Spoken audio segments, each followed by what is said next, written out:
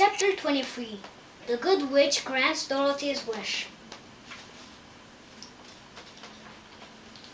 Before they went to see Glinda, however, they were taken to a room of the castle, where Dorothy washed her face and combed her hair, and the lion shook the dust out of his mane, and the Scarecrow patted himself into his best shape, and the Woodman polished his tin and oiled his joints. When they were all quite presentable, they followed the soldier girl into a big room where the witch Glinda sat upon a throne of rubies. She was both beautiful and young to their eyes. Her hair was rich in color and fell in flowing ringlets over her shoulder.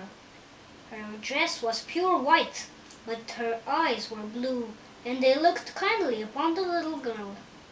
"What can I do for you, my child?" she asked. Dorothy told the witch all her story, how the cyclone had brought her to the land of Oz, how she had found her companions, and of the wonderful adventures they had met with. "My greatest wish now," she added, "is to get back to Kansas, for Aunt Emma surely thinks something dreadful has happened to me, and that will make her put on mourning. And unless the crops are better this year than they were last, I am sure Uncle Henry cannot afford it." Glinda leaned forward and kissed the sweet, upturned face of the loving little girl. Bless your dear heart," she said. "I am sure I can tell you of a way to get back to Kansas."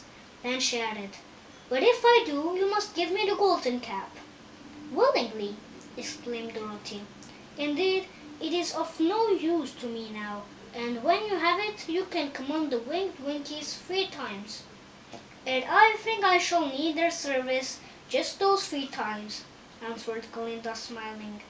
Dorothy then gave her the golden cap, and the witch said to the Scarecrow, "What will you do when Dorothy has left us?" "I will return to the Emerald City," he replied, "for Oz has made me its ruler and the people like me. The only thing that worries me is how to cross the Hill of the Hammerheads." "By means of the golden cap, I shall command the winged monkeys to carry you to the gates of the Emerald City," said Glinda, "for it would be a shame to deprive the people of so wonderful a ruler." "Am I really wonderful?" asked the Scarecrow. "You are unusual," replied Glinda. Turning to the Tin Woodman, she asked, "What will become of you when Dorothy leaves this country?" He leaned on his axe and thought a moment. Then he said, "The Winkies were very kind to me, and wanted me to rule over them after the wicked witch died. I am fond of the Winkies, and if I could get back again to the country of the West, I should like nothing better than to rule over them forever." "My second command to the winged monkeys," said Glinda, "will be that they carry you safely to the land of the Winkies.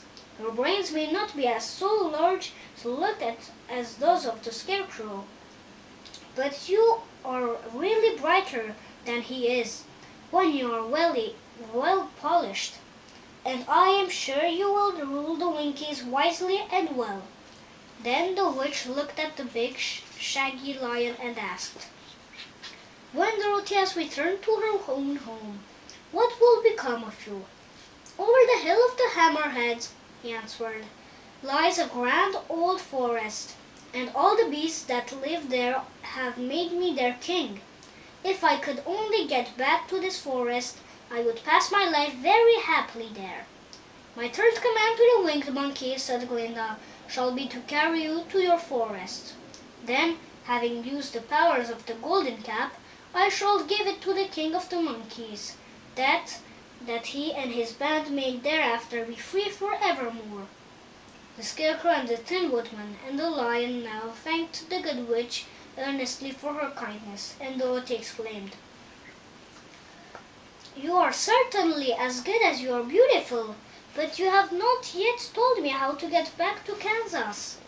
"Your silver shoes will carry you over the desert," replied Glinda. "If you had known their power, You could have gone back to your Aunt Em the very first day you came to this country. But then I should not have had my wonderful brains, cried the Scarecrow.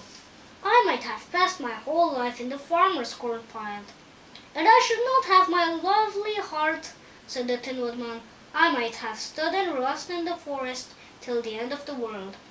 And I should have lived a coward forever, declared the Lion, and no beast in all the forest would have had a good word to say to me. This is all true, said Dorothy, and I am glad I was of use to these good friends. But now that each of them has had what he most desired, and each is happy in having a kingdom to rule beside, I think I should like to go back to Kansas. The Silver Shoes, said the Good Witch, have wonderful powers, and one of the most curious things about them is that they can carry you to any place in the world in 3 steps, and each step will be made in the wink of an eye, and all you have to do is to knock the heels together 3 times and command the shoes to carry you wherever you wish to go. If that is so, said the child joyfully, I will ask them to carry me back to Kansas at once. She threw her arms around the Lion's neck and kissed him, patting his big head tenderly. Then she kissed the Tin Woodman, who was weeping in a way most dangerous to his joints. But she hugged the soft, stuffed body of the Scarecrow in her arms instead of kissing his painted face, and found that she was crying herself at the sorrowful parting from her loving comrades.